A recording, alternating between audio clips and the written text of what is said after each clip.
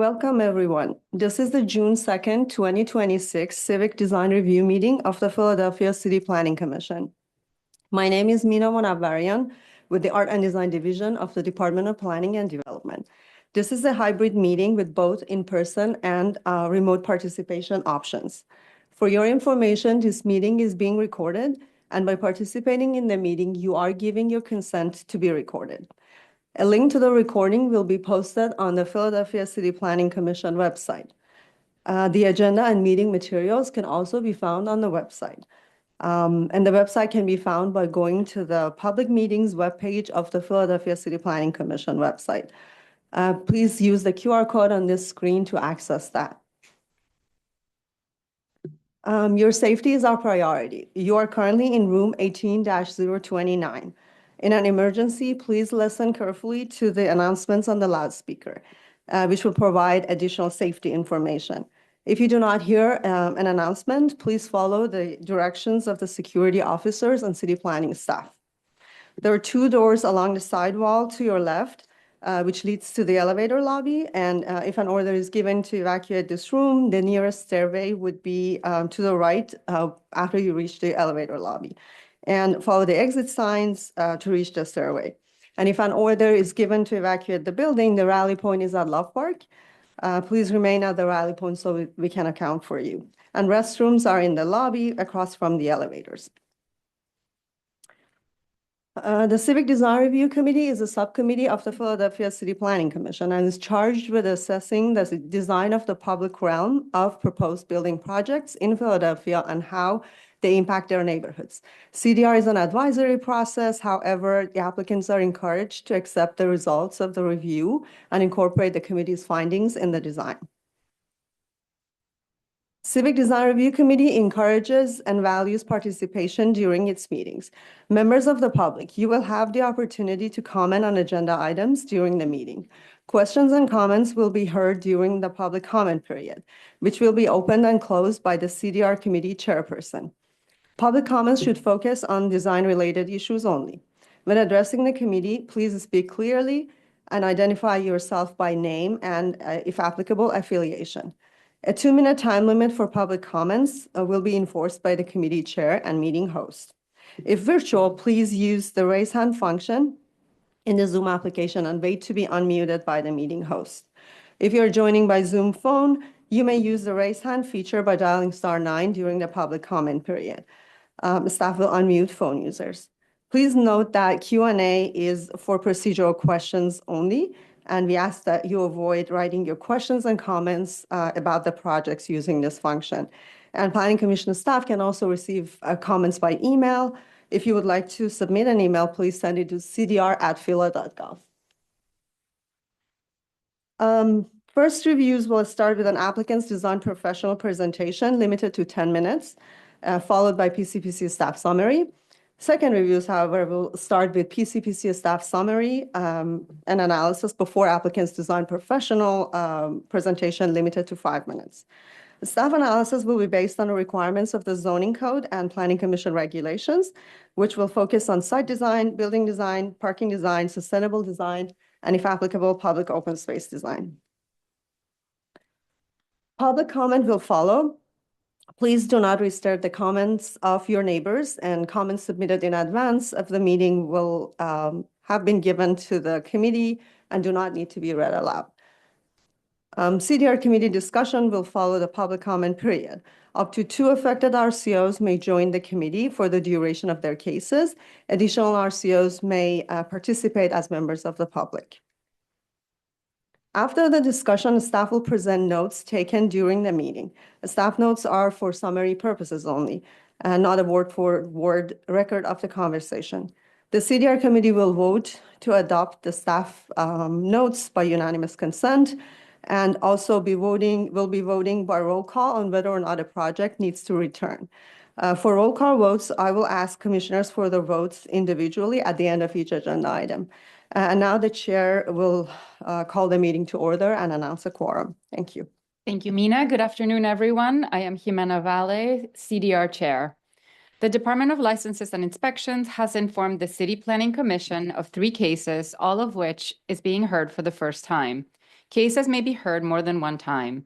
The committee may ask an applicant to return if after discussion, significant issues are left unresolved. Committee members, I'm going to call you by name and ask that you confirm your attendance. Sarah Asheimer? Here. Clarissa Redding? Good afternoon. I don't see her in attendance. Hi, can you hear me? Oh, she did? Okay, yeah, sorry. Very light. Yeah, I was looking in the Okay. attendees pool. Yeah. Carol Scott? Who's that? She's not here. Michael Spain? Present. Very good. And with that, and some RCO representatives, we're good to move forward, right, Mina? I'm looking in the attendee list. Sloan folks here in the audience? Okay, yeah, please come over to the table and you'll be part of the panel for this project. Okay.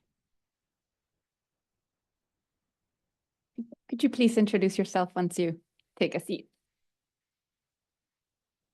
Good morning. My name is Sloan Fuchs. I'm not actually the RCO representative. I am a representative from the Office of Councilor Mackenzie Lozada, who's been very connected to this project since its initiation. Thank you. Thank you for joining us. Yeah, you Excellent. still have a vote because we have a seat for council district office you. as well. Great. So we'll proceed with the first case, which is 139 East Clarefield Avenue. And we're going to ask the staff to come up. No? No. Development team, The development team, come on over. Getting my seat. You can come over to the Yeah, podium and yeah. you'll have the access to Yeah. the presentation yourself. Sorry, wrong It's commission. right. No. Oh, good. Thank you. Like I was trying to mention before, my name is Darwin Beauvais. I am the attorney for the project, and I just don't know which clicker just used a mouse. Even better. Yes, so thank you. And this is a project 39 East Clearfield Street. We are a PHA project. This is a project that intends on transforming the Kensington section of the city. This is a nice rendering, the beginning of our CDR package. Our team, if they could wave their hands, I'll just say the company that they're with. We have TN Ward, the contractor. We have Cornerstone, the civil engineers, and we have with us Barton Partners, our design lead.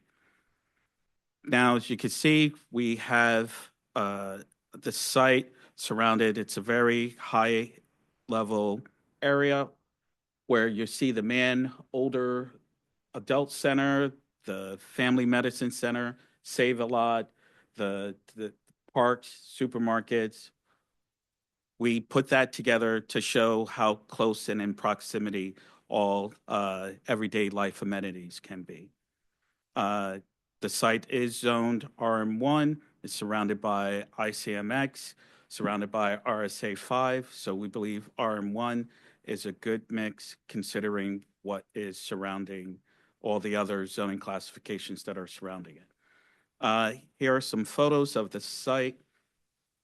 As you can see, photos 1 through 4. And the aerial that you see on the corner probably gives you the best idea of what the site looks like. It's an empty lot. That empty lot has been like that for well over since the late mid-70s. So it has been an eyesore. Here's our plot plan, or survey, rather. And here is our site plan where we are actually doing a subdivision, taking a portion of the lot for this particular project.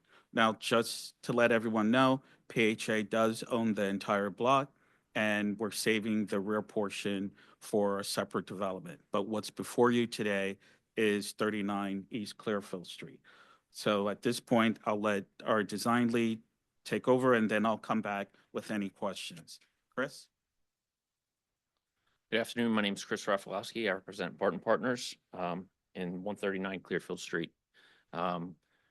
Overall, we can see our boundaries are Clearfield, Water, and A Street. We have a new drive going through for a drop-off as well as parking. We have 14 parking spaces, one being handicapped. And we provided a community garden in the back. I'm gonna flip to the next slide. This is an overall section, a section of the building.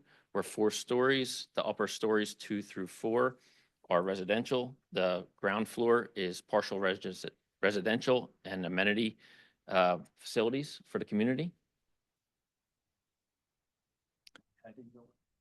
No, you're good. This is the ground floor plan, and we demarked with several different colors, purple being amenity, light yellow being 1 bedroom, and orange being 2 bedroom, and a khaki color representing utility areas. As we enter the building from Clearfield Street, just as you get out of the vestibule, on the right-hand side is building management. So there will be management offices in the purple area with restrooms behind, and then the refuse room further behind that. Just to the left, we have a mail room, a package room as you enter. Center and foremost is the elevators. And as we kind of go down the corridor to the left, there's a double door that takes you to a community room that also is adjacent to the patio. Adjacent to the patio as well is a fitness center, and our bike storage is just behind the elevators. This building is unique in the fact that it is age restricted, and it's going to have common area laundry on every floor for the tenants. In the corner, you can kind of see that just on the left side of the building or on the west side. This is a typical floor plan for floors 2 through 4. We have a multitude of 1-bedroom units, 17 total units on the floor, 2 2s, and 15 1-bedroom units. Again, we exit through the lobby or enter through the lobby and go down the corridor. And we have the laundry room, the common laundry in the corner again.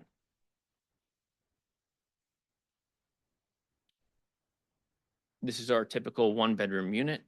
Some unique features to this are we have all the units will have showers because it's age restricted, and some of them will be roll-in and some of them will be low threshold. So the tenants will have easy access. This is our typical 2-bedroom unit. Again, we have shower, one bathroom, 2 bedrooms. And this is for the case if you had somebody that needed assistance. So there could be a caretaker as well as the resident. So now we have the streets and some areas to talk about there's a drop-off zone on East Clearfield Street, the bottom left figure. And we have a 6-foot furnishing zone, 6-foot walking zone, and a drop-off area. On Water Street, that's where we propose our new drive, cutting through, and then we exit on A Street. Another aspect is there's a loading zone on A Street, and that's for utilities and other things coming in the side of the building on A Street. This is our landscape plan, showing the community garden in the back, and we're adding street trees and we're adding a lot of vegetation between where the subdivision is occurring.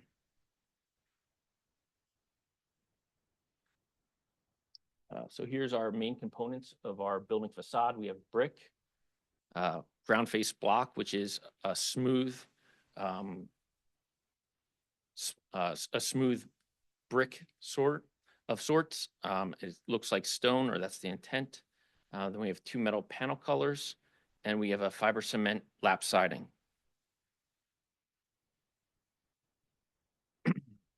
Figure 1 is East Clearfield Street, the main elevation or the front elevation, the double doors and the metal canopy above the entrance.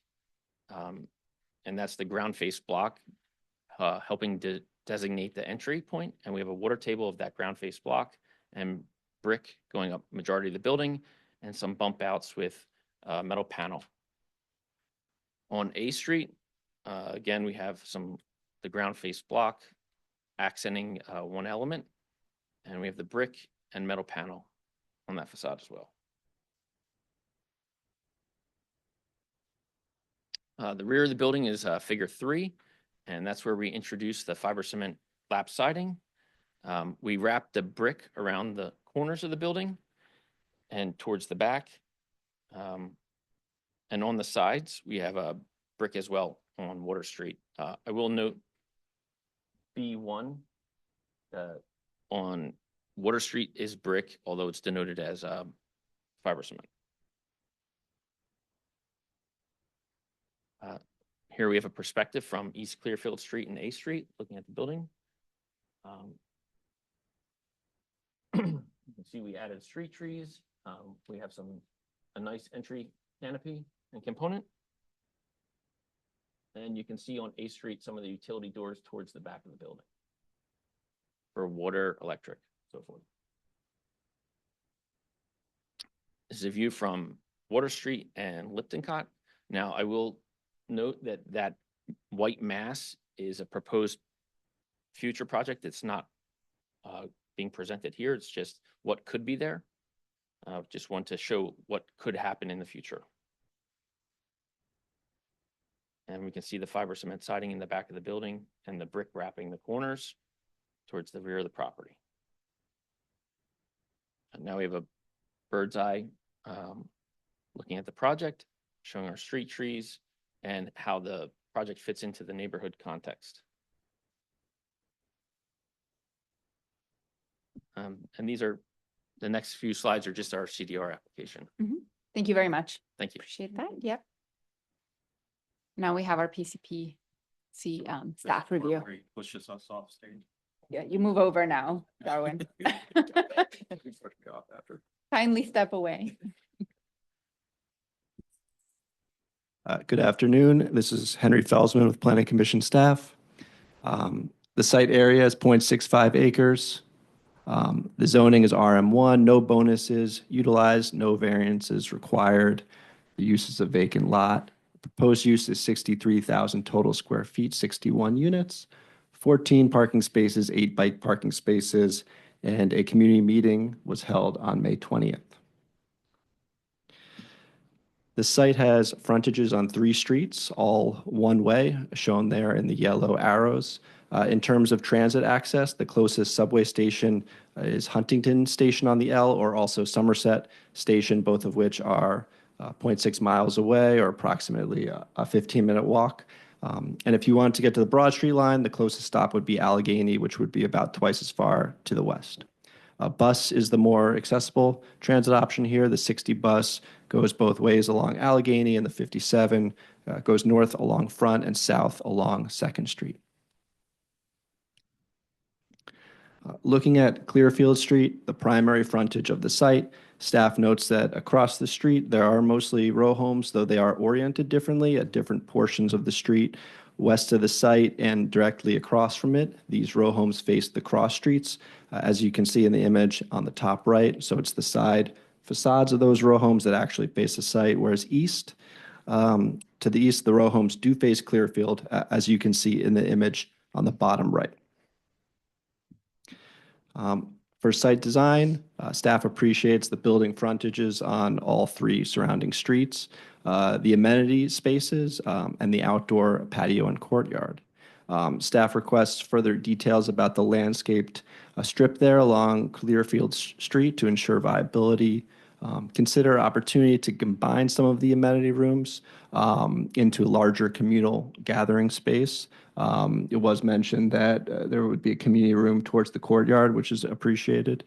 And as the patio courtyard design develops, consider grills, picnic tables, or other placemaking elements, as well as ample transparency to and from the adjacent amenity room. And additionally, consider how the project will interact with this future project intended for the adjacent lot, which we understand the applicant controls and is in the early stages of planning. Consider overall site circulation, vehicular, pedestrian, points of entry, and landscaping. Staff appreciates the quality building materials, facade articulation, entrance marquee, and ground floor transparency. Consider direct front door access to the street for the Clearfield Street facing ground floor units. We understand the intention of the single entry off Clearfield is to create a single secured access point, but we do want to point out there is an opportunity perhaps to better integrate the ground floor with the surrounding neighborhood and further activate this street. Parking design, staff appreciates the rear parking, the one-way circulation, and the on-street loading zone on A Street near the trash room and utilities, as noted. Staff does note the loading zone on Clearfield Street is not ideal for pickup drop-off, just due to the left-hand side location and the one-way street.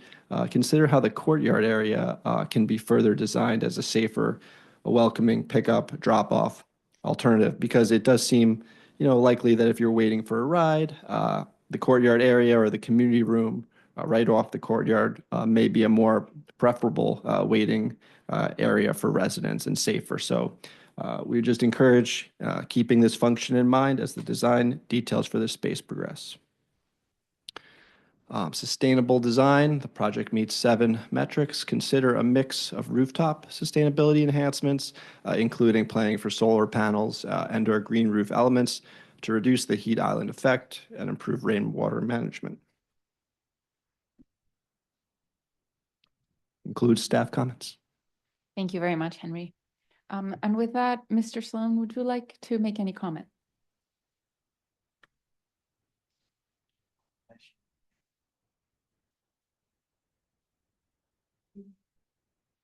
I apologize. It was already mentioned that there was a community meeting on May 22nd. And the outcome of that meeting was that residents had reported out to our office. They were very pleased with the design concepts that were presented to them.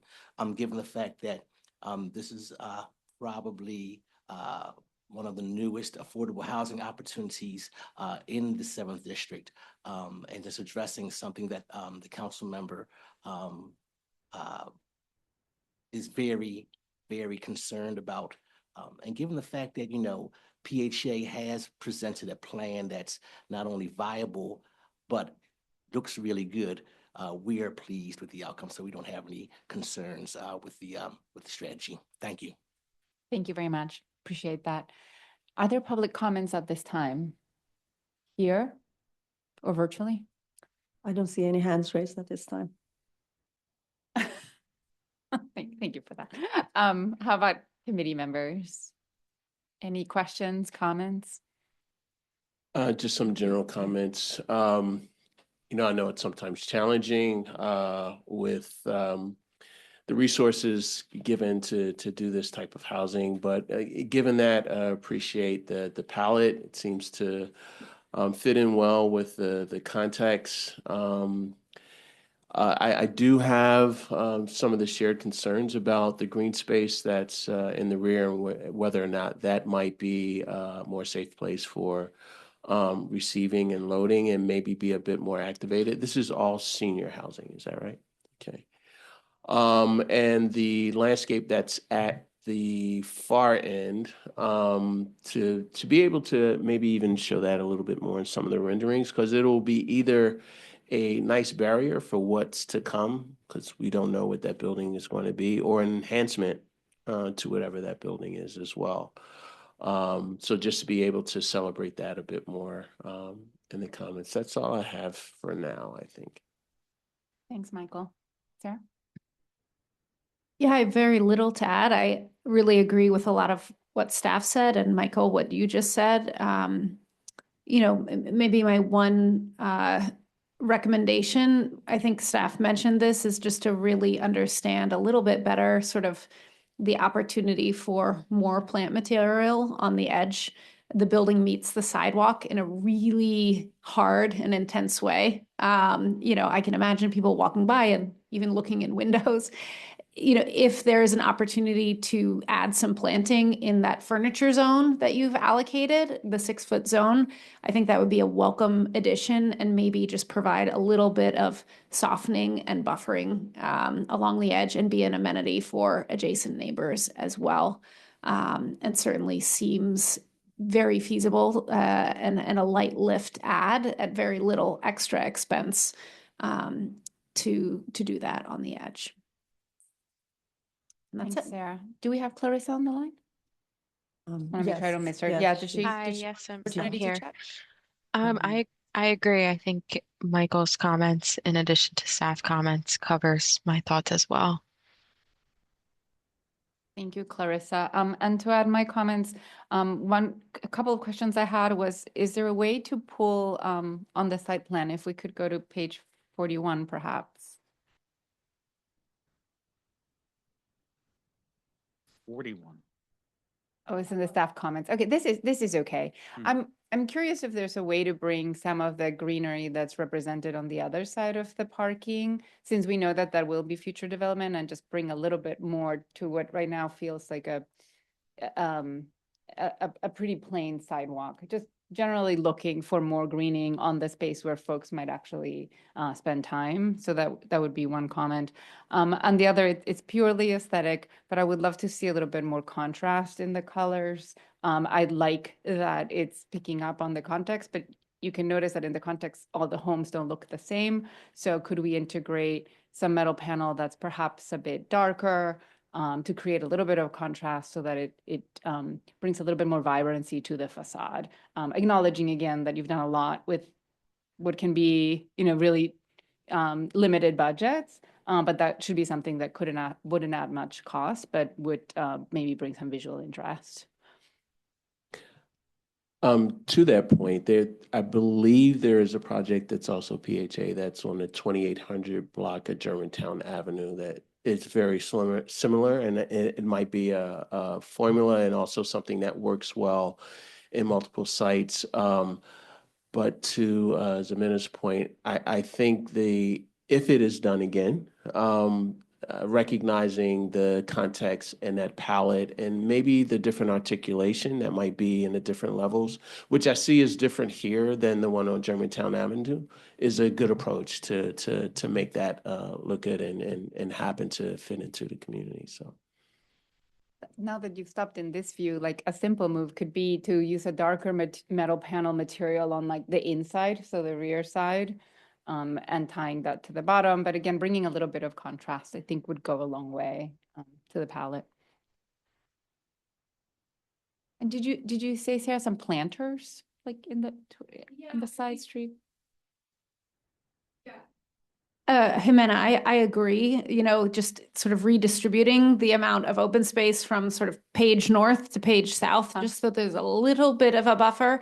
But I was also saying, if it's unclear what's happening below the trees, if there's a tree pit or a grate, it's sort of not articulated on the plan. But let's say 2 trees were combined together and there was planting at the base of those trees in one contiguous tree pit that in that furniture zone that's annotated on the plan. I think it would just be a much nicer experience for people walking along the edge of the project and the site, and provide a little bit of a buffer for those folks who are living on the first floor and have windows immediately on the sidewalk. And hopefully a no cost adjustment to the project, which otherwise is really solid. Great. So with that, I think we can review the notes.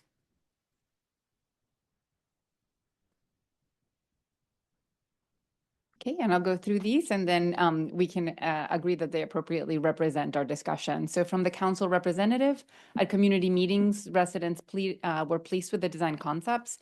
It's one of the newer affordable housing opportunities in the 7th district, and they're excited that this plan by PHA looks viable and very good. And from our committee, we appreciate the material palette. We have some concerns about the green space in the rear, agreeing that concern about green space. So I think our suggestion here is that rather than having like drop off on the side of the street, the idea that potentially the courtyard in the back could be used for pickup and drop off. Could we modify that note a little bit? Yes, I'll do that. And Thank you. also the third, sorry, Michael, I think I missed, you had one more comment that I missed, if you could clarify.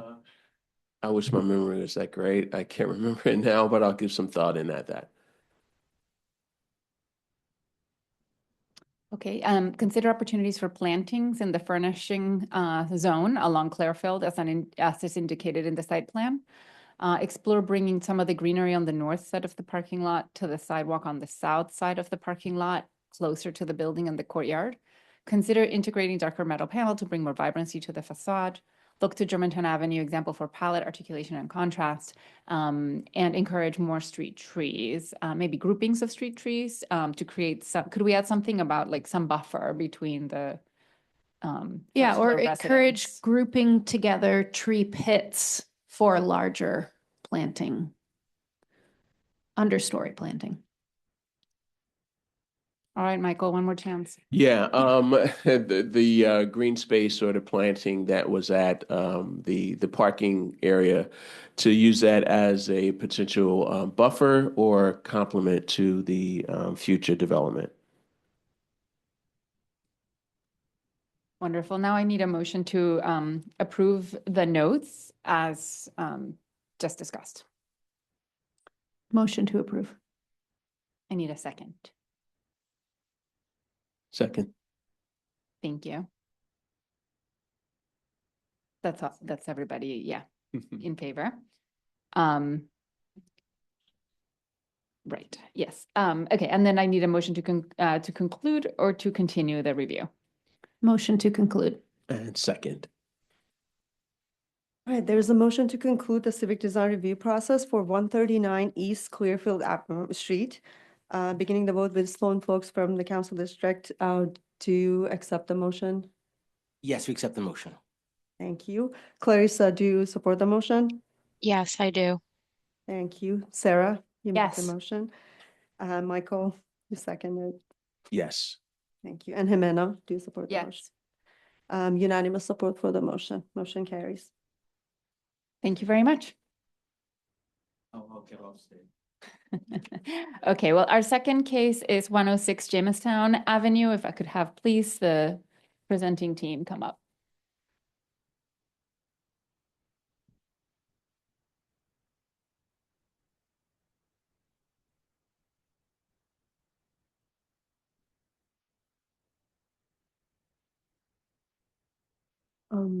Do we have John Hunter in the audience here? Yes, please come over to the table.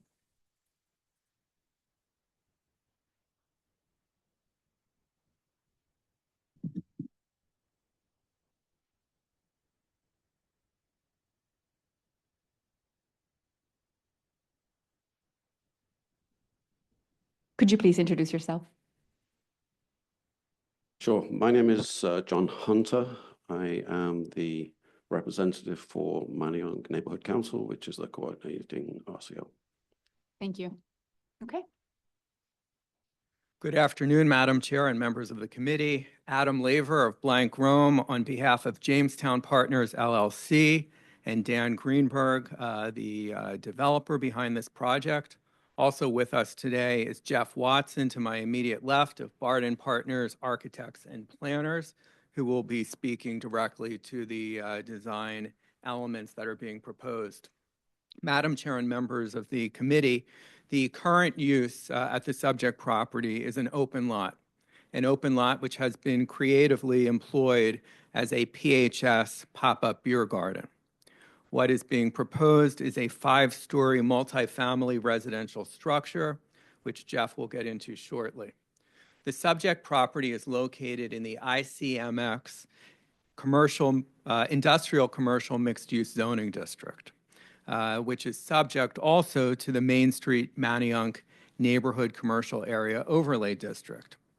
We will be appearing before the Zoning Board of Adjustment for variance relief related to those two factors. In the interest of time, I'd like to ask Jeff to please come up and share directly with the committee our proposed plans. Jeff.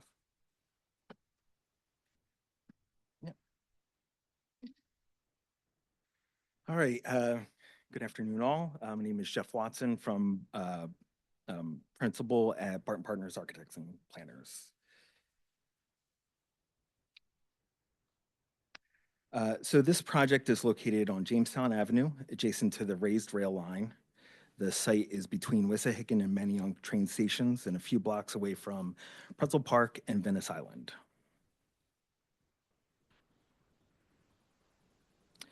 The project is currently occupied by a 60-foot tall train shed that once connected to the train tracks. PHS has been renting the space around the train shed seasonally for their beer garden. Here are a few photos of the site showing the existing conditions, the slope of the sidewalk down to Main Street along Jamestown Avenue, the conditions of the train shed, and the wall abutting the rail line. As mentioned, the zoning is ICMX, which would allow industrial and commercial uses, 100% lot coverage, and 60-foot building height. Here are our zoning drawings and analysis. As I said, we're proposing a multifamily building, 73 dwelling units, 36 parking spaces, 29 bicycle parking spaces. The building is 60 foot tall with parking located at the ground floor.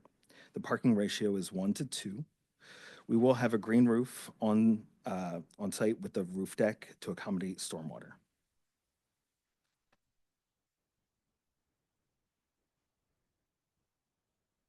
Here's an image of our ground floor plan, which due to slope ends up being partially below grade. The utility rooms are hidden from Jamestown Avenue, and the existing curb cut would be widened in its place. Here are some images of our typical floor plan.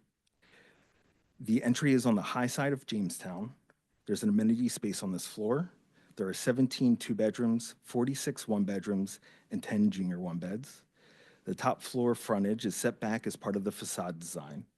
There's an elevator and internal trash chute to the lower level where the trash will be stored until a private trash hauler will pick up. The next few slides are the landscape design.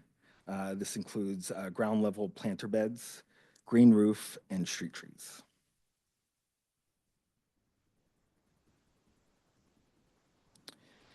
Here's an enlarged plan showing the existing widened curb cut, the street trees in a continuous tree trench, bicycle racks, and a lobby entrance.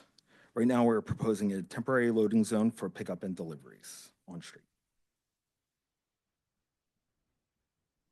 Here's an enlarged view of the rear alleyway, which is 17 feet wide, has access to Main Street, has rear garages, and rear yards to the homes fronting on Pendale Street.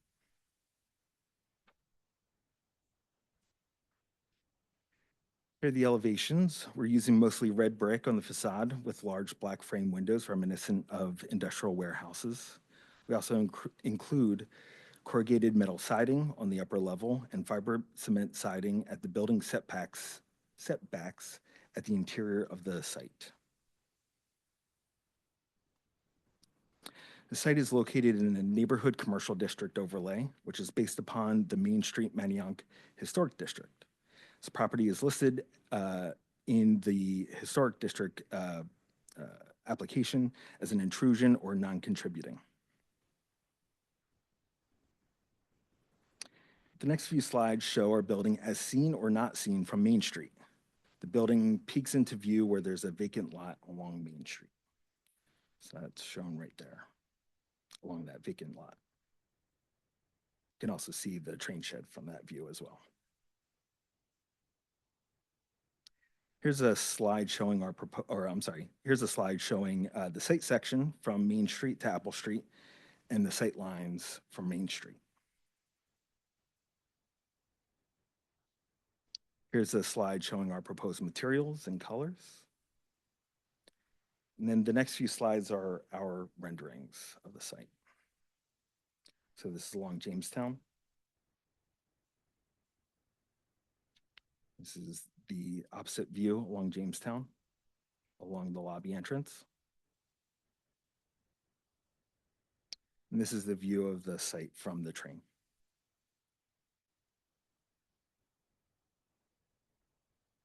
We have the next couple slides for civic design review. Thank you very much. Now we have our staff analysis, please.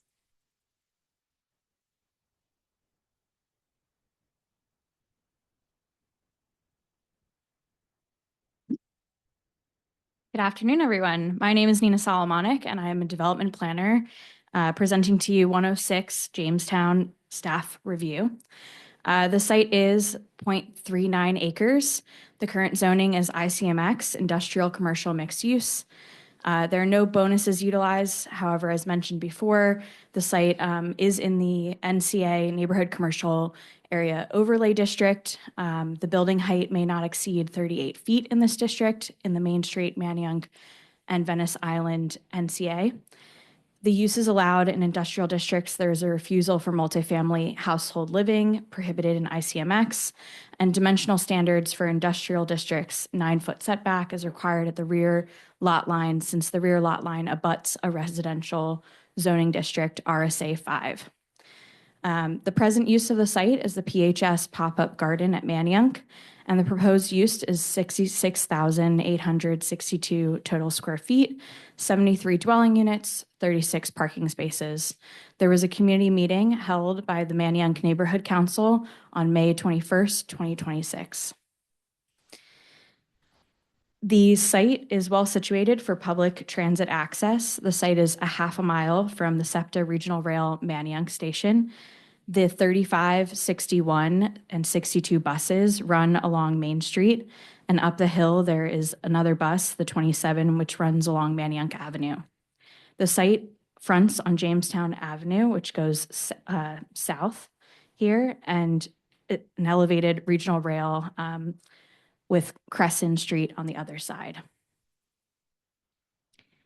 Staff notes the elevated regional rail with the train shed and existing PHS pop-up garden, which offers community green space. Staff also notes the elevated regional rail wall, which on the other side, Crescent Street, has residential blocks. And also the rear alley from Main Street, shown on the corner of the page, can be access the rear of the property. Staff appreciates maintaining the existing street trees and the tree trench and adding outdoor and indoor bike rooms on the residential floors. The existing buildings on the block have active commercial uses. Consider activating the street level with amenity space program or introducing transparency to the solid brick wall at the parking level. Consider improvements to the rear and side alley spaces to improve pedestrian circulation in the parking lot.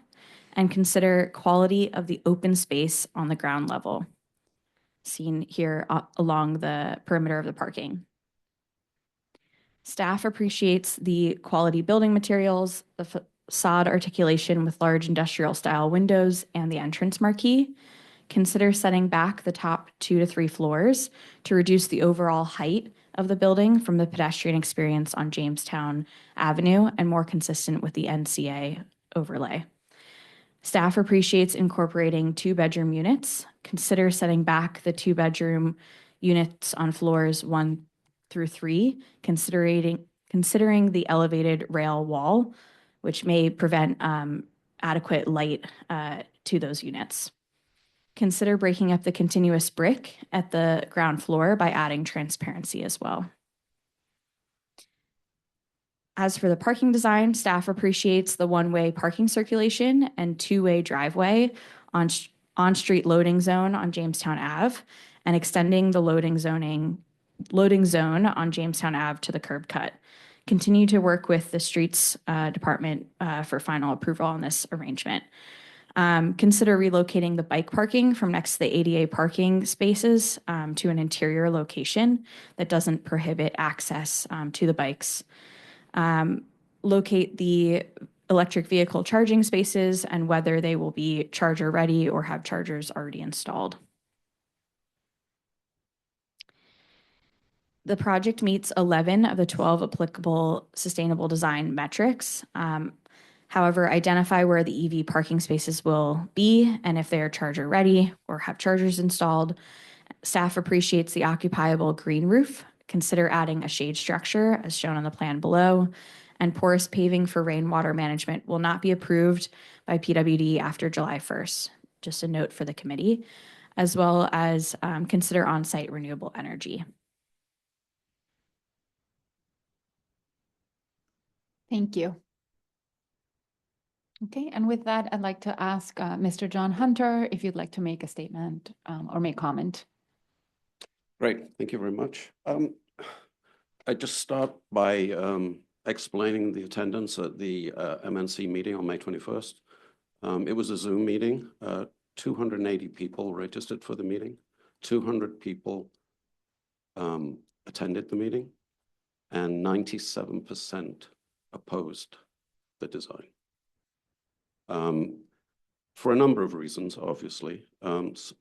It should be recognized that the PHS pop-up garden, I wouldn't use the word pop-up, it's been in existence now for, I think, 6 years, is very popular, not because it's a beer garden, but because it also addresses a lot of community sort of interest. It has group meetings, parent meetings, advice for planting and so on. So it actually is a great resource. And so a lot of people are really appalled that that is being lost.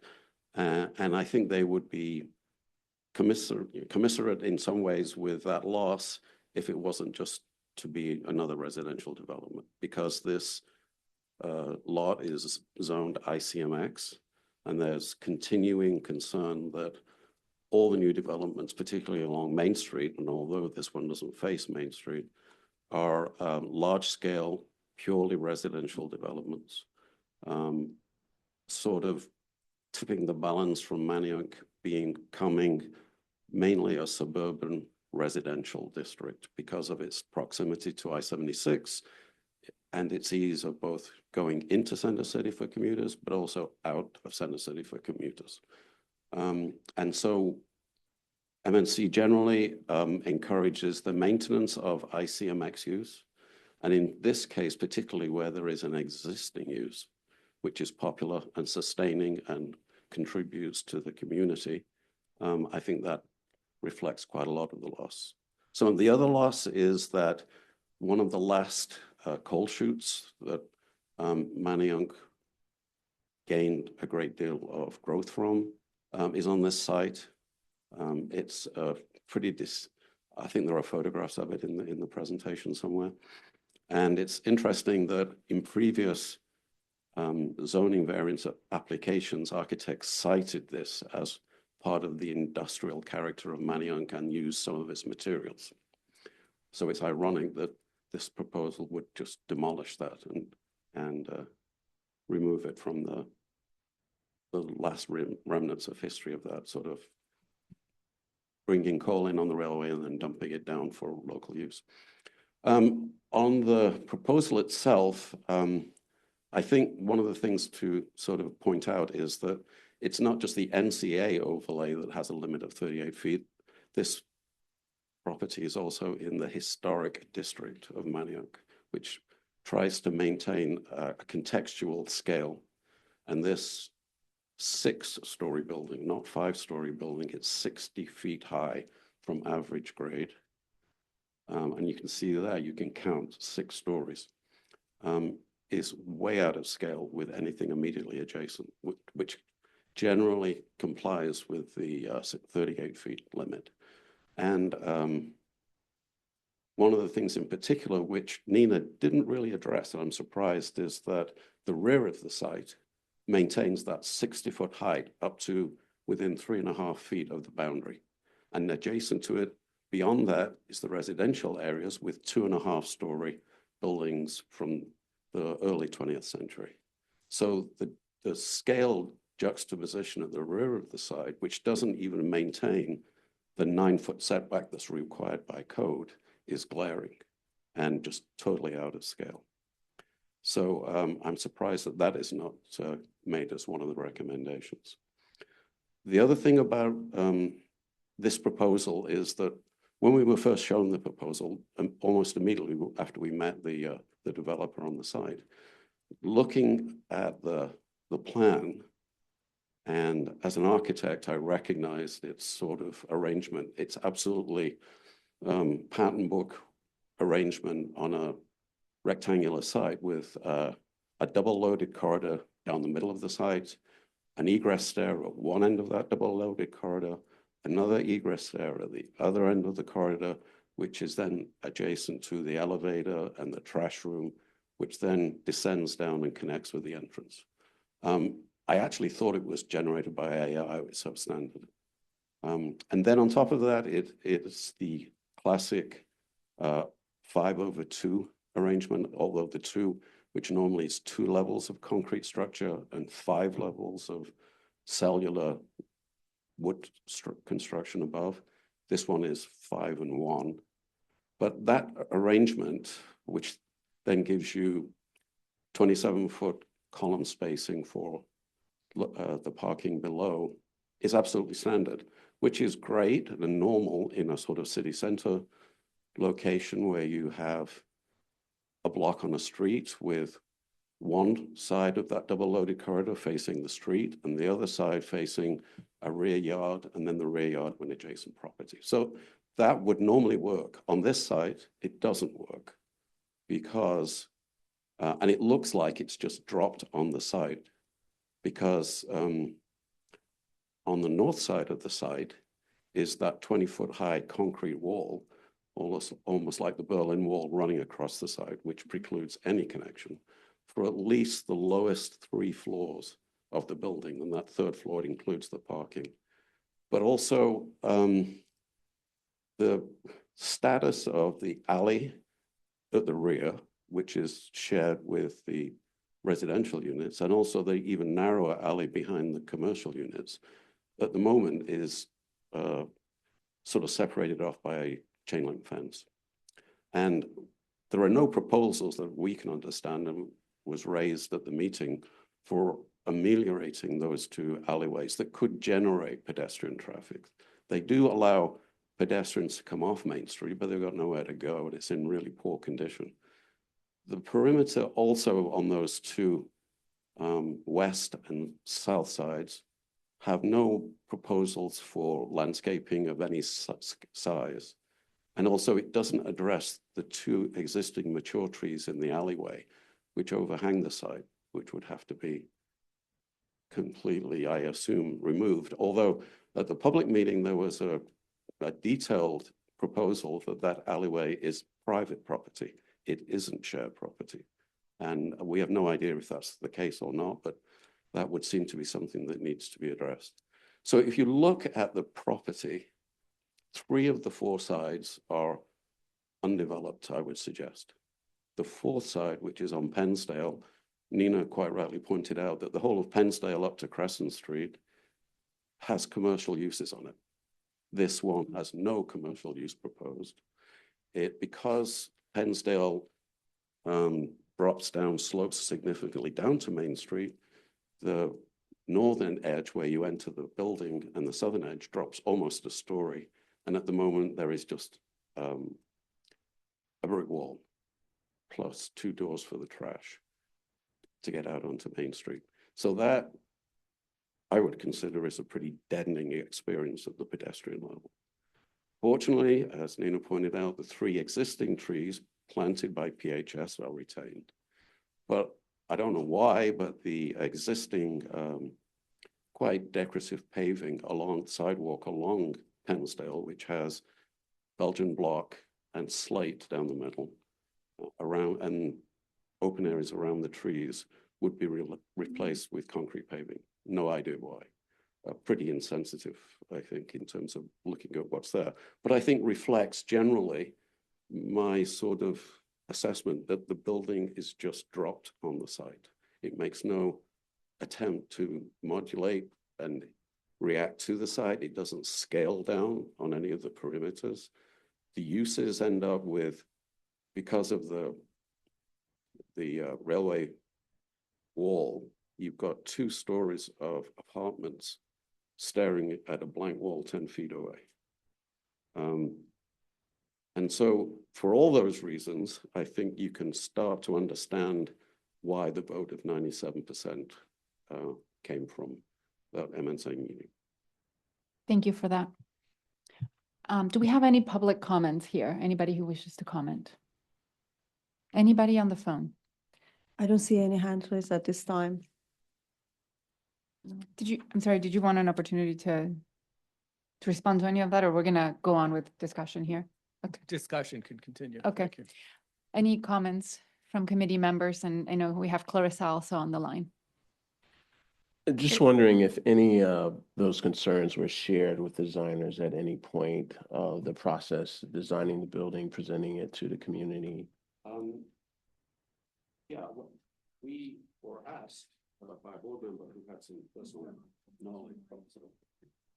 some personal knowledge, asked us to meet on the site, just a couple of people from the board, which was a nice gesture so that we could actually make our sort of understanding of what we hoped that the site could be developed and what its history was. And we spent an hour going through all that. And it was only at the end of that meeting that pretty much what the design is now was given to us as a pretty hard-edged proposal. So, and then we had the actual zoning committee meeting. MNC has a zoning committee meeting in advance of the public meeting to sort of go through all the issues. So the issues of the height of the building was discussed, and we still disagree with the interpretation that it's a 5-story building, it's a 6-story building, and various other things were all discussed in generalized way to sort of prepare the presentation to address these issues, because we knew they would come up. And then these issues were again discussed at the actual public meeting. Mm-hmm. Can I ask, and maybe it's Nina or who can help us to make sure we understand this correctly. So the building will require zoning change and it will require variance. So, and those things, the headings have not happened yet. No.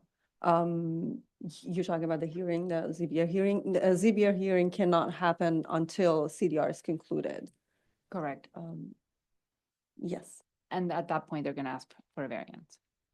The zoning refusal has been issued by LNI, but the hearing cannot happen until CDR is concluded. Got it. Okay. I'm trying to understand our options here today in terms of what we're able to do, understanding that there is this concern from the community. Yeah, I would just note that some of these, like a use and the height necessarily is not in the CDR purview. Right. So, you know, the right venue for that conversation would be the ZBA Right. itself. And I would just like to say that Clarissa has to leave, so she would like to speak. Okay, before. please go ahead. Hi. Yeah, I want to echo some of the comments that were already made, but I live in this community and this is a space that I visit often. I really feel strongly it's an asset to the community for a lot of the reasons that were mentioned, and have a lot of concerns about the density increasing along Main Street when we've talked in previous civic design review meetings about the infrastructure already being kind of stretched very thin. So I do not support this proposal. And I do have to drop off. Thank you.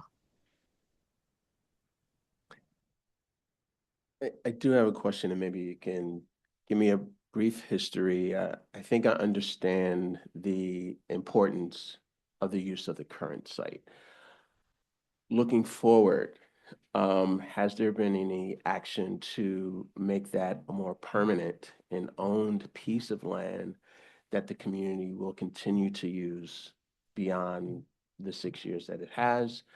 And if it hasn't, has there also been discussion as to how it might be used? I think it's an interesting problem because, we are sympathetic that this is privately owned. And the pop-up use seemed at the time, 6 years ago, just around COVID time, a good sort of use. And we, MNC, negotiated with PHS to make sure it would be an asset and not a problematic use, because I don't think PHS had a history of doing something like this in a suburban situation. It worked out incredibly well. I think everybody is aware that in some form, it would be great if it could stay in Manayunk. And I'm sure PHS should really be thinking about, this is such a successful element, it should be repeated elsewhere. To your point, I mean, I can't address the economics of it. I don't know what the lease was. I don't know how much rent was paid. It was negotiated with the previous owner who's now selling the property, and the present developer, I understand, has an agreement of sale. So it is complicated. We're not unresponsive to realizing the economics of the day, and then we can't just have something if it is economically not viable unless there is some way of subsidizing it or relocating it or whatever. I think the problem here is that that history is then sort of mixed up in the opposition to the proposal and the opposition to such an extreme change. I mean, it's sort of going from one extreme to another.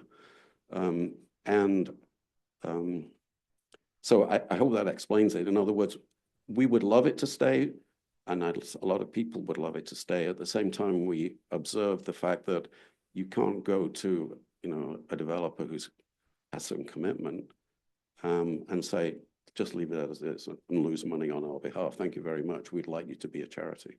But at the same time, we know, and the ZBA should not really get into the economics of a proposal and whether it works, but we know that there is a very close by development which was ICMX that we opposed and we lost, and is being built at 38 feet economically by a developer. He's making money, he's not a charity, and it's almost complete. So we know that the economic feasibility, given whatever the purchase price of the property was and its logistics, can work. So for that reason alone, we're unsympathetic to this development. If this development were 2 stories lower and 38 feet, and the loss of those units then gave you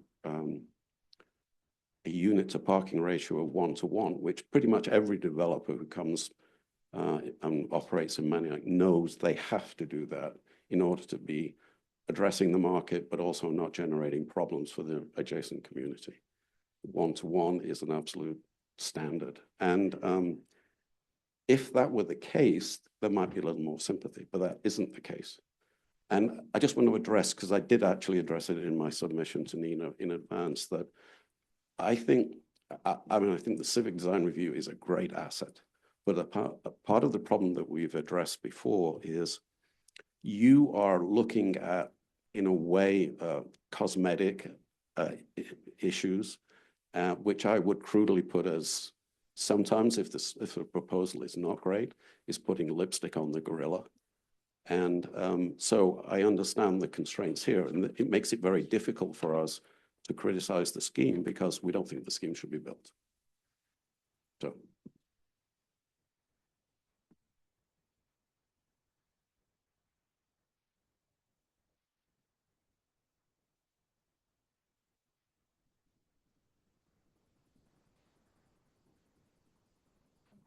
I think you're correct, right? It is not up to us to say it should be built or it shouldn't be built. That's a decision that needs to come. I do think it is very much in our purview to make suggestions that if it will go on, that the things that have been mentioned here are taken into consideration, being bulk and height, and some degree of compromise. There's absolutely no commercial aspects to this. Could there be commercial aspects to this without sacrificing the proposal, but instead really providing back a great asset?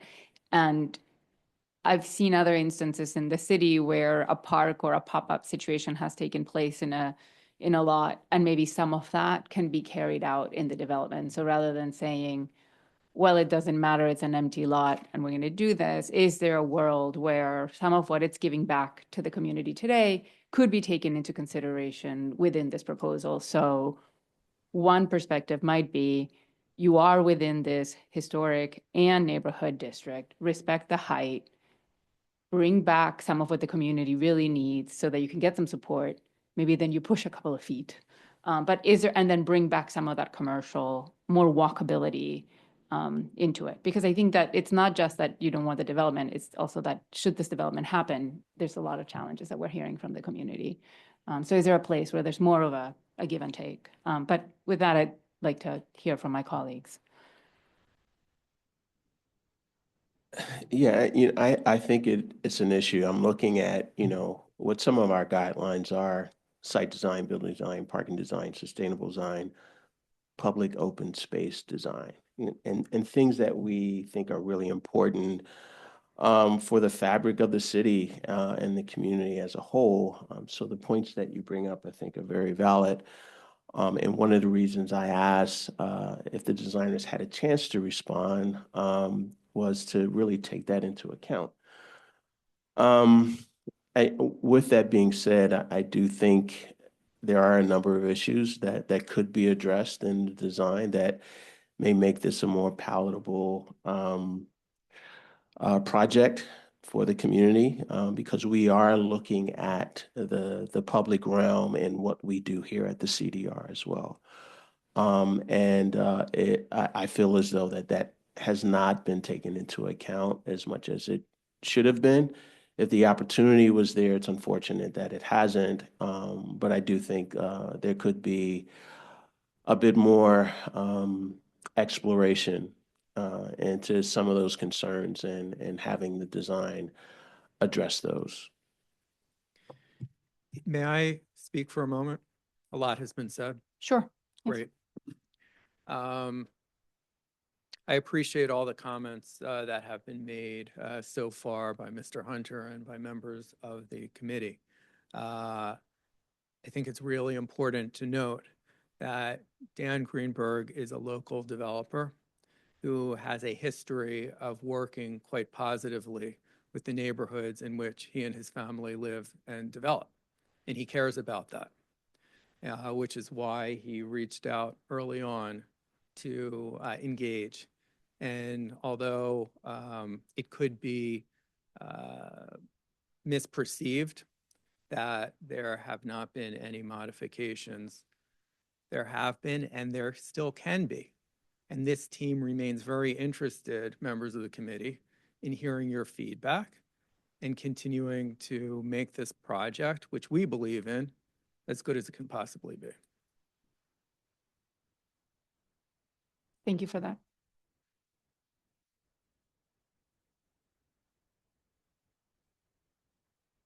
I mean, I would add very little because I think there has been a lot said already and a lot of really good and valid feedback. And I think, to staff, from staff's recommendation to all of John's recommendations about the mass, the setback, the activation of the edge. So I would just endorse all of that and encourage ongoing conversation with the community to see what is possible. Yeah, and I would say even though some of those things that was mentioned, you said have been addressed, I would say that they're probably not seen, at least in this presentation, to address those concerns as much as they have been addressed. The open space and public realm, the integration, like I'm looking at one rendering about the main entry. How does that feel part of the pedestrian pathway and experience, and could that be done better? And then help address the public realm piece, the height, as mentioned before. All of those things, maybe another look could be taken. I will say, there are projects that don't, in terms of its architectural design, address materiality the way you have here, thinking about the context of the community. And visually, in that sense, I think it's successful. But when you look at the massing and the other things that are important to us in communities about the built environment that we value, could be addressed a bit more. In that regard, Michael, one of the things that I noticed is that there's a lot of articulation there's a good amount of articulation at the top. Like if we look at slide number 68, it's handsome, it sets back, there's plantings, but it's really speaking, like it was stated, to a scale that would be much more densely urban. So wondering here, could you bring that same level of care and articulation down to the ground floor? Because I think my biggest concern is the ground floor is simply a parking garage, completely blind and very unwelcoming. And so could we bring some of that? Because I agree, it's a handsome building if we look at it outside of where it is. It's just how is it connecting to its surrounding community, and how is it hopefully promoting the kind of really healthy things that are happening there where the park is today. So we know that you will take that into consideration and appreciate that. With that, I think we need to review our notes. Could I just make one more comment? Of Sorry, course. that Yes, was of course. forgotten. It was Nina's recommendation or endorsement of the loading dock outside on Pensdale. That was addressed at the public meeting. That is really rubbing salt into the wound of parking requirements. You saw on that rendering that was just on the screen, there is parking there. I understand the need for trash removal, and that maybe the headroom to get a trash truck on site would be difficult, but to isolate that area for parking for 7 days a week is a huge loss, because obviously, bear in mind, this is a residential district. The critical amount of parking is what's provided from 5 o'clock onwards until 9 o'clock the next morning. And so that is a sore point, which was addressed by the developer and design team, and they said they'd look at it. Thanks. Okay. Okay, so from the RCO, we understand that 200 people attended the Zoom meeting with 97% opposed to the design. Currently, there's a pop-up garden in the site, which is really viewed as a community asset and would be a loss of open space. MNC encourages the development, but not on sites with existing productive users. The train shed and coal chute is part of an existing historical industrial character, and this proposal would eliminate that. The Historic District of Manayunk overlay, the MNC, believes this is a 6-story structure, which is out of scale from the buildings within its context. The proposal is towering over the 2-story residential block on Pensdale Street. Double loaded quarters, standard floor plan, but on this side, the bedroom units are facing elevated rail, therefore facing a concrete wall. The alleyway is in poor condition and does not allow circulation, only access to Main Street, and it is a dead end. The commercial context on this block, whereas the proposal has a garage door and the brick wall, which is a dead end experience, meaning the commercial, I guess the context on this block is commercial. It's a little bit confusing if we could just rewrite that. Appreciate the retention of the trees, but the loss of the Belgian block on the sidewalk is a loss. And then the loading zone is a street parking loss for the community. And then from the committee, we do agree, we should note, we agree with all of staff comments. I see it there on 6. We agree that PHS is an asset on the site, and increasing the density of the residential uses is a concern. Could there be commercial aspects to the proposal along Jamestown Avenue? Considering that it's historic and a neighborhood overlay district, the proposal should respect the height of the context, reduce massing, and respect setbacks to fit into the scale of the block. We appreciate the materials and the contextual palette. The ground floor is simply a parking garage and unwelcoming, but deserves design treatment of the upper floors. Anything else to say? I would just add incorporation of some of the existing site features, in particular on the sidewalk. If you look at slide 53, number 1, John mentioned this, and there's a beautiful stone wall, there's cobble, there's existing slate that looks like it's in very good condition, and sort of preserving some of those historic aspects that really contribute to the character of the site is something to recommend. Nina, are you adding the comment? Thank you. Okay, and with that, a motion to accept the comments as reviewed. To accept the comments as reviewed. Second. Thank you.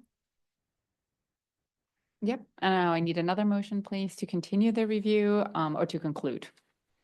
Motion to continue. Second. And with that, we can take vote. Yes.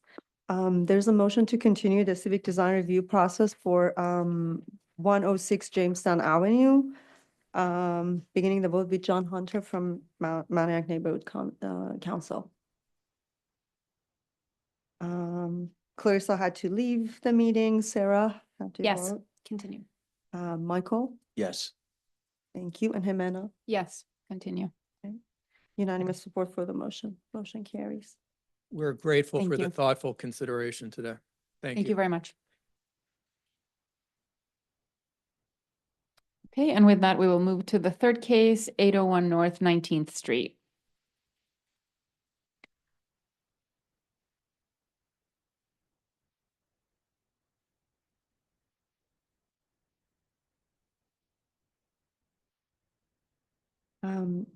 Is Paul here? Yes, please. Come over to the table.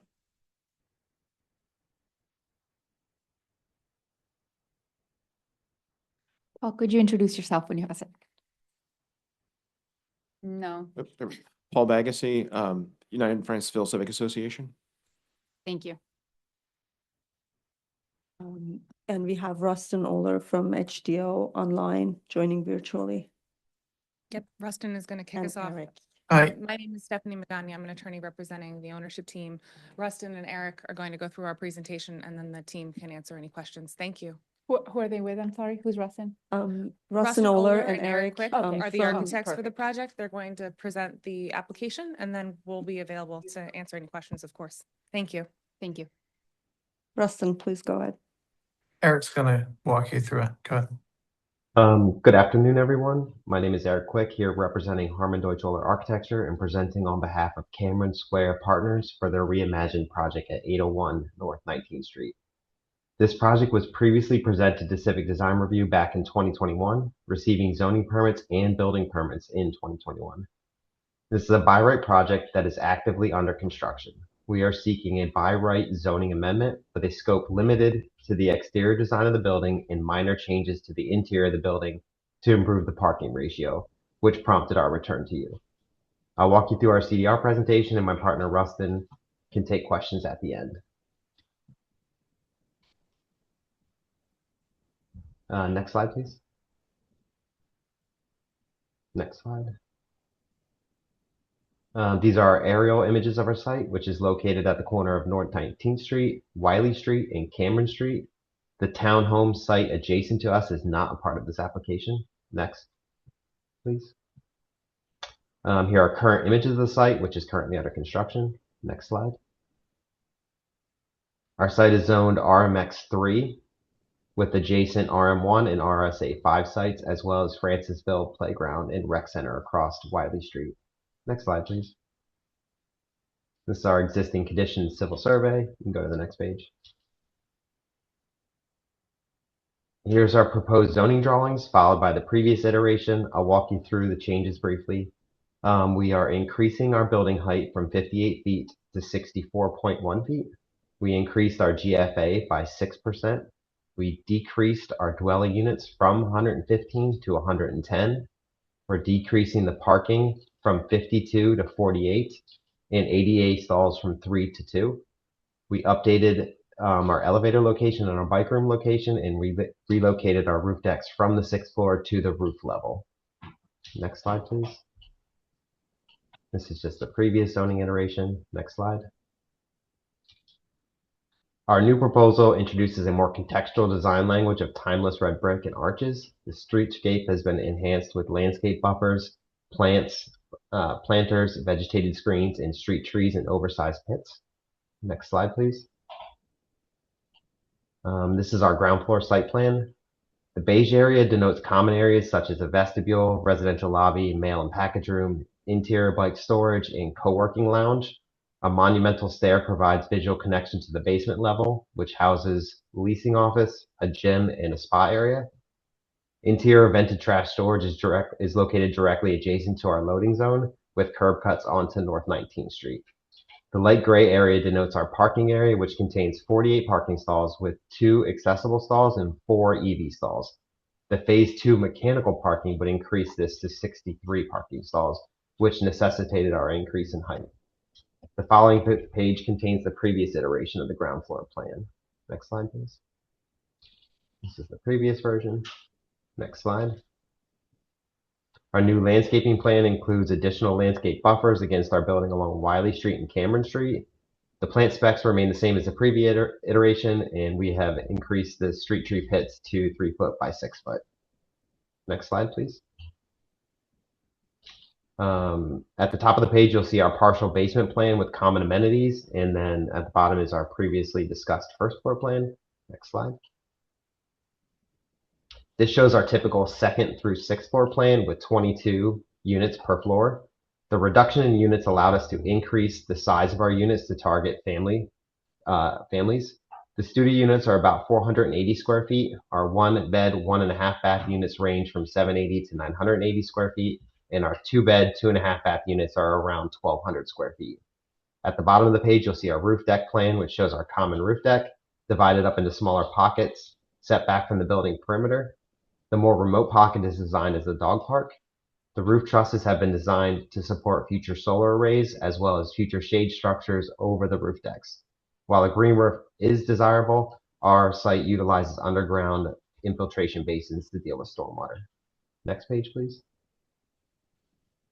The exterior design embraces traditional red brick in a two-tone scheme with graceful arches and brick articulation for a slightly modern but timeless design. Our lobby is highlighted with expansive storefronts and exaggerated arched openings. The building is surrounded by a landscape buffer and black metal planters with vegetated garage screens. Floor-to-ceiling windows with black metal Juliet balconies make up the majority of the facade. The second floor line is articulated with corbelled brick, and rust red metal cornice lines accentuate both the fifth floor and the roof line. Brick continues at the first floor along Cameron Street and the rear facade. Sorry, next slide, please. Brick continues at the first floor along Cameron Street and the rear facade with color-matched fiber cement panels and lap siding providing a subtle play of texture. Next slide, please. Our material palette is simple and refined. The first floor red brick has color-matched grout, creating a rich, saturated base. The brick above has cream-colored mortar with herringbone accent areas. We have black commercial storefronts and black factory-style double-hung windows. Our garage screens are composed of black extruded metal mesh. We have black planters with vegetation designed to climb the garage screens. Exterior lighting scheme contains up-down lights as well as wall washing lights. Next slide. We have no encroachments into the right-of-way, preserving the entire width of the sidewalk for the public realm. Here you can see various sections through those surrounding sidewalks. Next slide. This is just a site section showing our relationship to grade, with Cameron Street being significantly higher than North 19th Street, which aligns with our lobby. Next slide. This is an aerial rendering from Wiley Street. Next slide. This is our main lobby entrance from the corner of North 19th Street and Wiley Street. And the following rendering is a nighttime rendering. Next slide, please. This is the nighttime one, showing the up-down lights and wall washing. Next slide. This shows our loading zone and garage entrance along North 19th Street. The curb cut in the foreground belongs to the neighboring townhome project and is not a part of our proposal. Next slide. This is a rendering as seen from Francisville Playground. Next slide. This is the corner of Wiley Street and Cameron Street. On Cameron Street, we provided a landscaping buffer, the full width of the sidewalk, and added 2 additional trees. Next slide. These are the previous iterations of the building with a more modern design. You can just flip through those.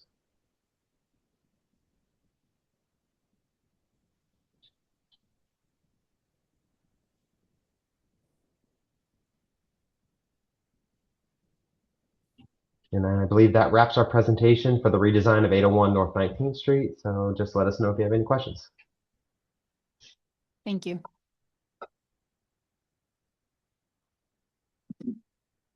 Good afternoon, everyone. My name is Eliza Bauer, and I'm part of the Planning Commission, and I'll be giving the project staff summary for this project. The site area is about a half an acre, 23,830 square feet. It's currently zoned RMX3. There's no bonuses utilized. There's no variance needed. Right now, as they mentioned before, it's a vacant lot under construction. The proposed square footage is 111,116, 110 dwelling units, 49 parking spaces. And the United Francisville Civic Association had a meeting with the applicant on May 13th. So as we saw before, these are the previous plan and the current plan that were, the previous plan was given approval in 2021. Just for some more site context, it's across the street from a playground and rec center. There are a number of bus routes around the site. It's in walking distance from Fairmont Ave and Ridge Avenue. And it's in a dense area of row homes, as we can see from the aerial. First, our site design comments. Staff recommends reconsidering the ground floor circulation. The loading zone does not have direct access to the mailroom, lobby, elevators, creating a complicated circulation for package pickup and drop off. Also consider moving the bike room. Once again, it creates a complicated circulation pattern. Add some amenities to the public space in front of the building where that triangle meets to activate that public space. For the building design, we'll retool the layout of the corner units to allow for windows to be centered or larger. Currently, there is a bathroom that's blocking a larger window or centering it. Make them main entrance a little more of a statement piece, especially since we have that triangle piece of land in front of it. Staff appreciates the Juliet balconies, but would like to see full balconies in addition to balconies on the corner units where the window or section above the lobby entrance. For the building design, the parking lot screening could use more thoughts. This project will require a parking facade review, so just wanted to note that there. And considering adding depth to the cornice line throughout the full facade, we have this one articulation sort of near the front where the lobby is, and it would be nice to see it throughout that main facade there. Oops. As for the parking design, add pedestrian safety features and signage to the garage and loading zone entrances, and consider reducing parking within the garage and adding a commercial space along Wiley. Change the pavement material for the bike room entrance to something more appropriate. Right now, it kind of looks like landscaping, creating a awkward feature of trying to get into that bike room. And if possible, use the curb cut adjacent to the property as the entrance to the garage and loading zone. It was mentioned before, that's not in the scope of this project, but if we can condense curb cuts, that's always a win. For the sustainable design metrics, they meet 6 of 11. They did mention that they were going to add solar and greenery or solar to the roof and shading. We would just like to see that in the design plans officially. And that's all I have here. Thank you, Liza. Yep. And Mr. Paul Bacozzi, would you like to make a comment? Yeah, the community had some comments after the meeting. First off, there were a number of changes here that are different from the original, and when it was presented, we didn't see the side by side of what had been approved by the community and what the changes were. We were just seeing the changes, so there wasn't a lot of context for people who are newer to the community. We had no problem with the reduction in units to get more space for the units. We're in favor of that. The first and foremost, back in 2021, the community was very opposed to having a roof deck, and that was not part of that original design, and now it is. So the community has a large concern about that. The height difference, what was originally approved was a 5-story building. This is now a 6-story building, and it really towers above. Even with that added height, it just adds a lot more height to the building based on the surroundings. the change in the facade was one of the things that was really not shown from the previous design. So this is a radical change from what was there. And then there was a major concern about the parking situation. If you can go back to, I think, slide 23.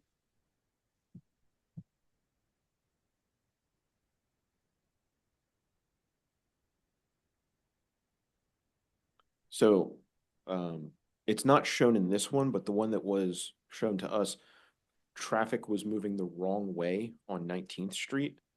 And where Brown is versus where the entrance is going to encourage people to turn the wrong way onto 19th Street to get in there, as opposed to having to circle all the way around. There is a curb cut on Wiley that we feel could be used for that. So we're really concerned about that. Also, there is a crosswalk at Brown that was installed 6 months ago, I guess. It's supposed to be a crosswalk and a stop sign. The crosswalk is at Brown, the stop sign is at Wiley. So that's not super relevant to this, but it is a concern. Also, the 33 bus, which is the most active bus line in the city, stops at Brown Street. And there are children walk through this all the time. So you have the entrance to the other property, and then right next to it, another entrance to parking. And the community was very concerned about that. Also, the width of the street here is in the rendering is kind of misleading. These streets are fairly narrow. 19th and Wiley are both a lot more narrow than they appear in the renderings. I think that was all of the major concerns. So we would just like to have the developers come back out and walk through these changes with us. Thank you. Are there comments from the community here present? Online? I don't see any hands raised at this time. Okay, are there any comments or questions from committee members? Yeah, what prompted the aesthetic change? Yeah, I didn't hear it from the community member that it was something that was forced or asked to be looked at, but it's a big difference. I'm just curious as to what sparked that change. Sure, I will let Rustin and Eric get into the specific architectural nature of the change. But big picture, the ownership team for this particular portion of the site has changed since 2021. So they had a different vision for the project, one that was more aesthetically in keeping with what Francisville's character is. And that was the nature of the improvements. So the architecture team from this project for this lot has changed from what was presented in 2021. And they took the owner's vision and applied it once they were brought on as the architecture team. I would like Eric and Rustin to be able to respond to some of the comments, but if there are others, be happy to hear those first. I think we can promote them and let them respond to that. Sure. Okay. Yeah, Eric, so yeah, Rustin, could you speak to the Sure. height and then we can talk about the presentation? sure, yeah. So as mentioned, ownership of the property had changed. They brought us on to reevaluate the entire project in, what their needs and wants were. The biggest one of that was twofold, which prompted the changes. One, increasing the unit size and reduction in units, which we were able to do within the volume. Two, making the parking so that mechanical parking could be added later to increase the parking count should the demand be warranted. So this building is designed entirely around that, which is the change to the building height, which is, Eric, I believe is only about 6 feet. An additional height allows us to almost double the parking stalls should demand in the future require that. The previous building design did have roof decks. The roof decks were on both ends. They were on book ends. They were highly visible. And they were at the edge of the building, so there was a safety concerning factor from the current ownership. So there was roof decks there. So they requested that we move those roof decks to the roof of the building. They're inset, so they're not visible. Nobody up there can get to the edge of the building, and no nearby neighbors will be able to see anybody on those decks. So that was the roof deck change. Other than that, it's just aesthetic difference, their preference via the previous owners and materiality, colors that we work through with them.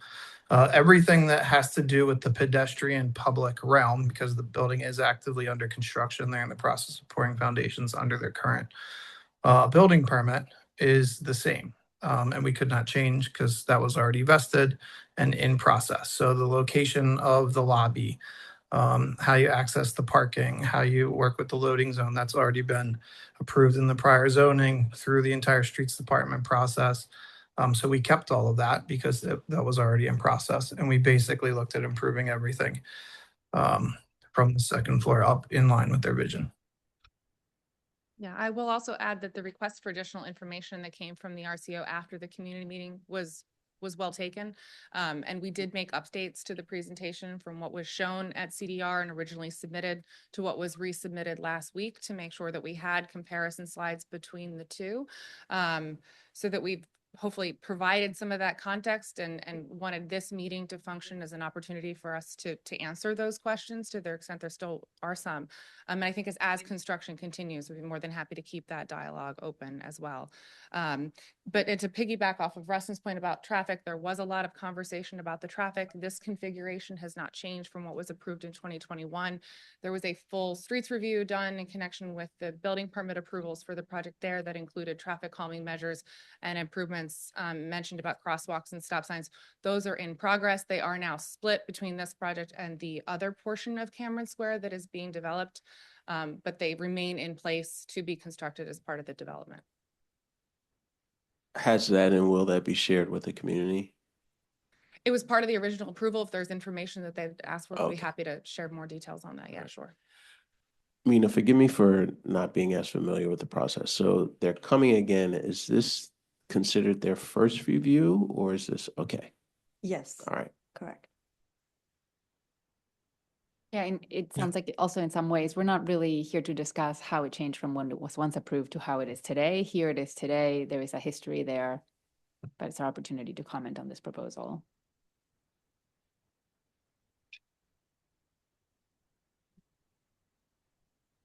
Yeah, I mean, I think, you know, I appreciate staff's comments. I think when you look at sort of the previous proposal and the current, I think there are actually some nice things about the previous proposal, that it's a shame, you know, are not continued forward. I think, you know, just looking at the two renderings proportionally, the difference from 5 floors to 6 floors seems very significant. And I understand it's only a height increase of 6 feet, or I mean, inaccurate about that, but proportionally, it just does not feel as good, I would So say.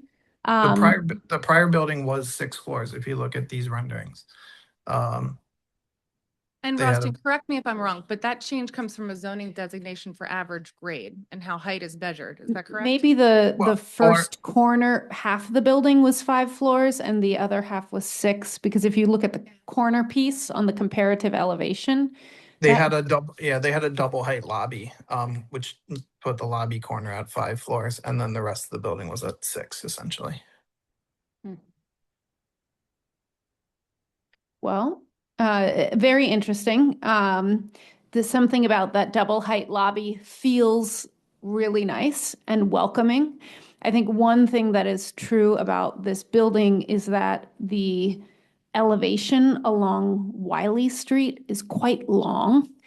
And I would say, you know, something about sort of the articulation of the materials, the color changing, you know, along the facade, along Wiley, helps to break it down and I think feel a little bit more contextually appropriate with all of the row houses that just do that naturally.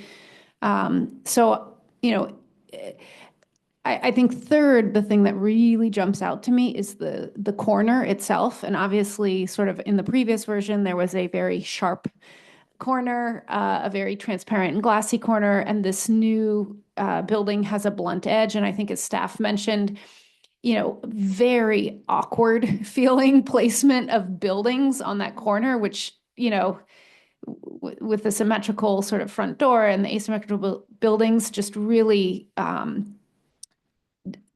does not feel right. So I would say those three things in terms of the architecture, I think are unfortunate in the new version of the building as compared to the previous. I would also say, 6x3 tree pits is very tiny and very small, not going to promote healthy trees and healthy growing. The sidewalk feels very hard. Even in the renderings, if you look at what's on the opposite side of the street, just a continuous grass strip on the edge of the park, seems like that would be a welcome thing to mimic and reciprocate. And I also appreciate staff's comment about the shared use driveway and understand, challenges, but I do agree with staff that trying to speak with the neighbors and share that driveway would be such a benefit to eliminating a curb cut and maybe addressing some of the community's concerns about safety and traffic movement in that area. Thanks, Sarah. Anything else, Michael? I actually don't mind the aesthetic change. Again, I wish sometimes in the presentation that there's honest representation of the neighborhood context and some reference to it to help us be able to understand how the project is approached. I'm assuming that the homes in this area are brick. I'm making an assumption that the response with the brick here from the new owner is taking that into account and felt as though it was more sensitive than the more contemporary design. So just in general, I don't mind the shift, the articulation of the brick and even the asymmetrical corner doesn't bother me, quite frankly. I thought it was pretty interesting when I first saw it. But I do think the scale, which is to me always an issue, could we take a floor off? And I know that's a lot to ask.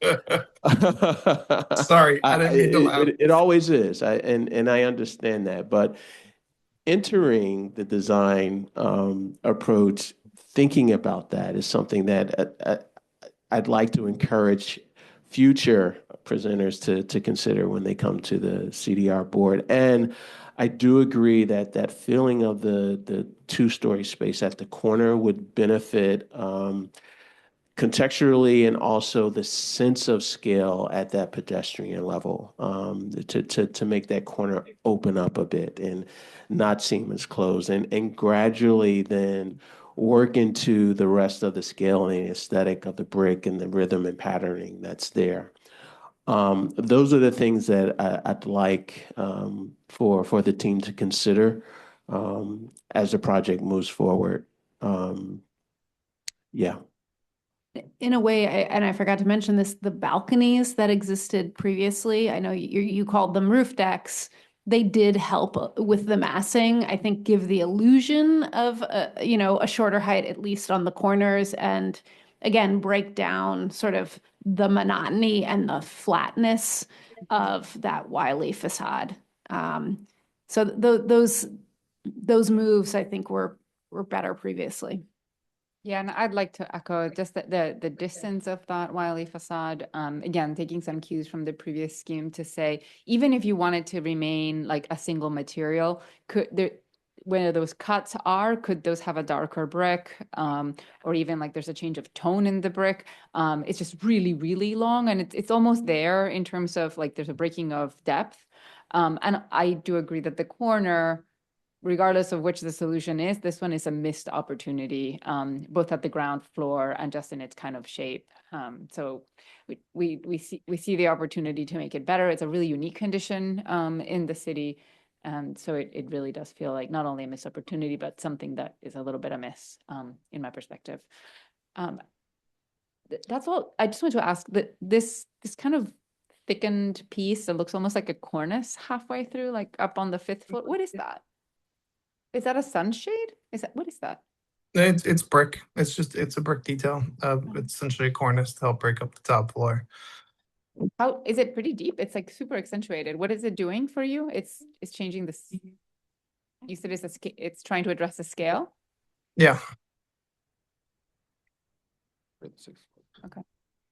But I And think if we can go ahead. I'm sorry, Rustin. Go ahead. No, I was just gonna say, I think we can definitely look at, trying to figure out how we can accentuate those cuts in the building and changing the tone of the brick and, Yeah. how the lobby entrance and fenestration works. But the rest of it so far along that, And as just far like as massing and other things, I don't think we have the ability to change it anymore. Yeah, the project position though, not with the bulk of it, was reconsidered by the current ownership. Yeah. So while reducing the height by a floor and making such a drastic change was not a viable change, one of the things they did look at was the unit configuration. So we are dropping our unit count from 115 to 110, and that comes with being able to add additional 2-bedroom units at larger square footages. So the building has been internally repositioned to allow for more larger units. So they were able to change the offering of this project in addition to the aesthetic changes, while not being able to make such a drastic change. I wonder, did the elevation of the garage change? Because if you look at slide 29, which is sort of the full rendering of the previous version, I count 5 windows. So the overall, the height of our garage ceiling changed, right? So we're limited. The previous garage was sunken down into the basement. I mean, if you can call it that, the ramp only allows for a couple of feet. And then in order to accommodate future mechanical parking, we raised the ceiling so that we have enough clear space to do double stack parking in the same garage, right? Issues from the community that were raised previously and throughout the process were size of units, number of units, and lack of parking, right? So this addresses all of those. Yeah, and that is something Larger picture comments, Yeah, right? and that's something that's not captured in the zoning amendment. So the zoning amendment itself is limited to certain changes, and that is the procedural posture of this application, is that we are limited to the scope of what is allowed by an amendment to an existing issued zoning permit. But the parking change, while being reduced from a zoning perspective from 52 to 49, zoning does not count mechanical parking spaces as parking for purposes of zoning. We satisfy the zoning requirement for parking, but additional parking was a conversation with the community from when this project was initiated. So we will be able to accommodate additional mechanical spaces with the height to the ceiling change. I understand that, and I think it's actually to the detriment of the facade and to the public realm experience.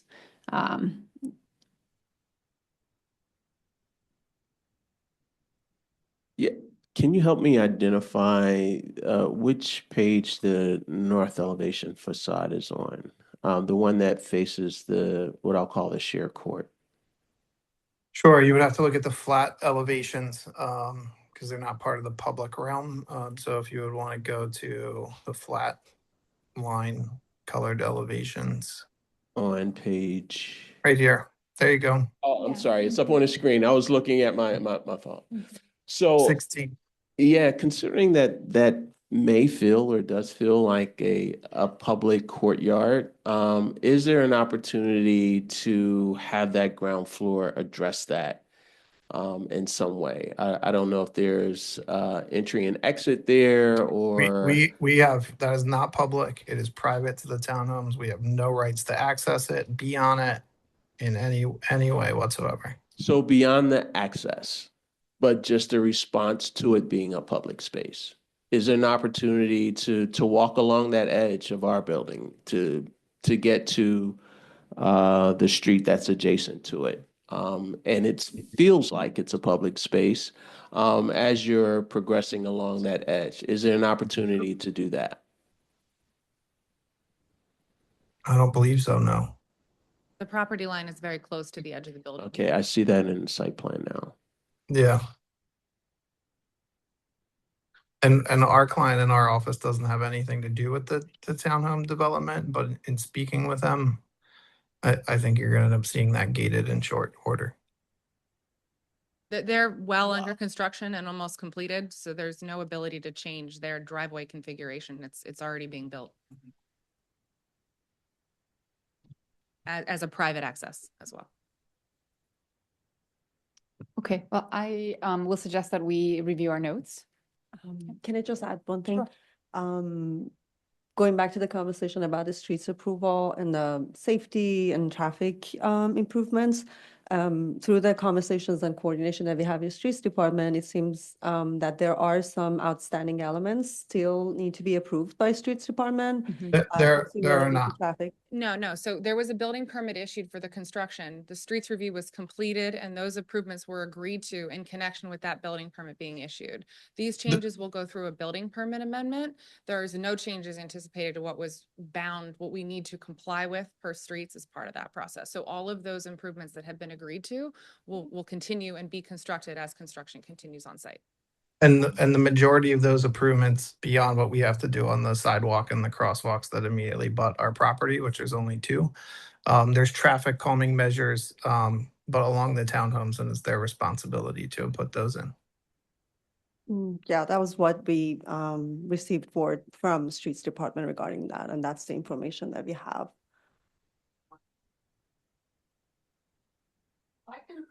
I just wanted to reiterate, it is the community's understanding that there was no roof deck in 2021. And our zoning committee has not seen a traffic study. If there was one, we haven't seen it. I couldn't speak to that because the streets department approvals were already in place when we came in. That would have been part of the prior approvals for the prior building permit. So we were tasked by the civil engineer of making sure that we don't move any of the street elements regarding to curb cuts, access, loading zones, because that was all previously approved and would have been required by the streets department at that time. I'm sure that we can get you a copy of that though. And effectively, the unit count and the parking count, well, the parking count did change, but the unit count didn't change. So the traffic. The unit count was reduced. Right. Yeah, and Right. unit and parking was reduced, so it would be better than what was previously proposed. But we can circulate that. We can obtain that and circulate that to the community. Mhm. Should we review the notes?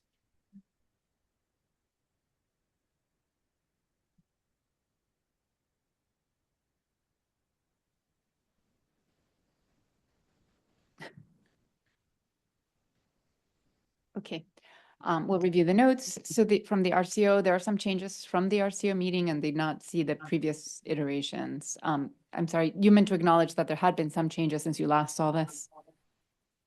Was that the comment? When it was, when they presented, we didn't see the previous iteration. That's what, yeah, that's what it's Side by in. side. Yeah, okay, The that's what we changes wanted that are to present proposed here. were presented to the community at the Yes. meeting. Yes, Yes, but we didn't see the original, so we couldn't do Right. a side by side of what the changes. right. I actually think were. that just needs to read a little different, Yeah. that during the community meeting, that they did not have access to the previous iteration.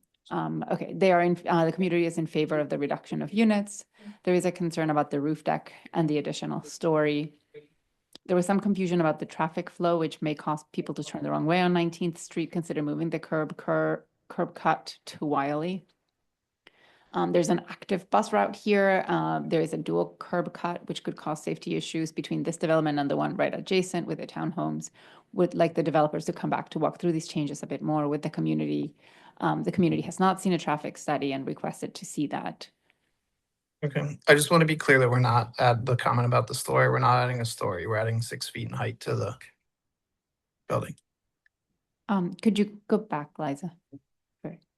Number 3.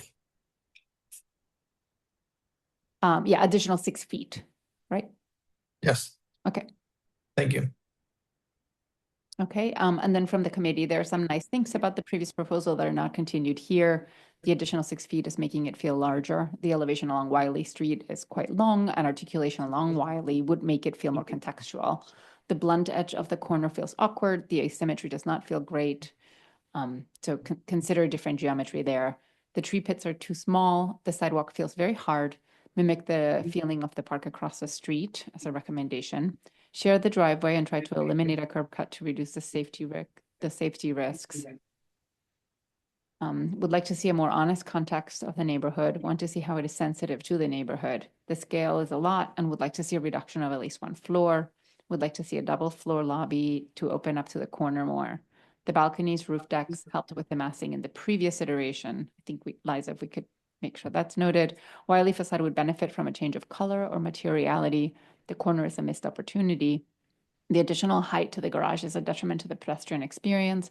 Could there be a way to make the edge of the building feel more welcoming or more public? And so I just need a motion to accept the comments. I would just amend number 2. I think I made that comment and it was before I actually understood what was happening with the garage. And I would say the addition of sort of windows into the garage gives the appearance of an additional floor. Mm-hmm. But that's what's happening now, right? Now Yes. there's windows on that lower level. Yes, I would say the addition of, now the garage is no longer sunken. Yeah, definitely see how someone looking at the original plan and then looking at the updated plan would get the impression that there is an extra floor. But I understand the explanation that it's not, it's just more space for parking.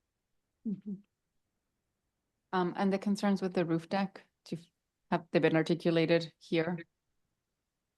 I don't believe so. I Do you I'm know gonna what they say are? that the community is still very much opposed to A roof deck. having the roof deck at all. Okay, now I need a motion to accept these notes. Motion to accept. Second. Okay, and a motion to continue or conclude the review.